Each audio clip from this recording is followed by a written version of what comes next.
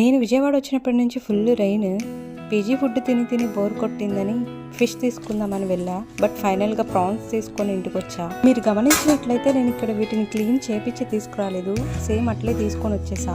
నాకెందుకో వీటిని క్లీన్ చేయడం అంటే భలే సాటిస్ఫాక్షన్, అందుకే నేనే తీసుకొచ్చి చేస్తున్నాను అనమాట.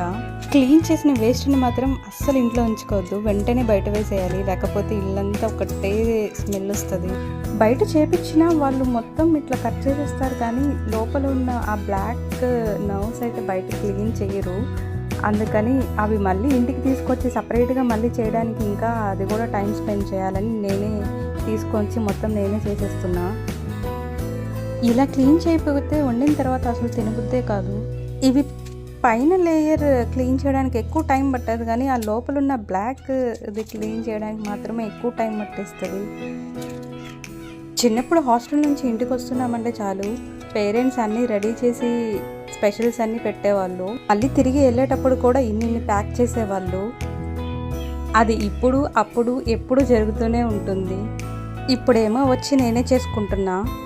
అందుకే మా అమ్మ స్టైల్లోనే సింపుల్గా కుక్ చేయాలని ఫిక్స్ అయిపోయా. మా అమ్మ చాలా సింపుల్గా చేసేస్తుంది. కేజీ ప్రాన్స్ తీసుకుంటే 10-12 పీసెస్ వచ్చాయి అంతే.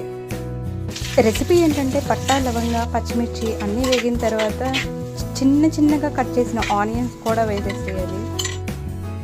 ఈ ఆనియన్స్ తొందరగా వేగాలంటే సాల్ట్ వేస్తున్నా కొంచెం.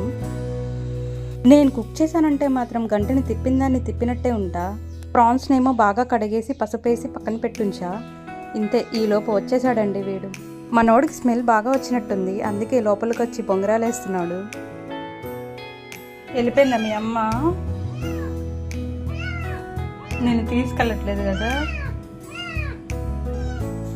చేసే కూరను కూడా చేతిలో పట్టుకొని తిరగాల్సి వస్తుంది. చిన్న పిల్ల అయినా ఆ రోజు ఎంత రేంజ్లో అరుస్తూ ఉందో. ఈలోపు ఆనియన్స్ అయితే వేగాయి. కొంచెం అల్లం వెల్లుల్లి పేస్ట్, 1 టమాటో వేసి కొంచెం మళ్ళీ వేగనియాలి. నేను ఇక్కడ ఆయిల్ చాలా కొంచెం మాత్రమే వేస్ట్ చేస్తున్నా.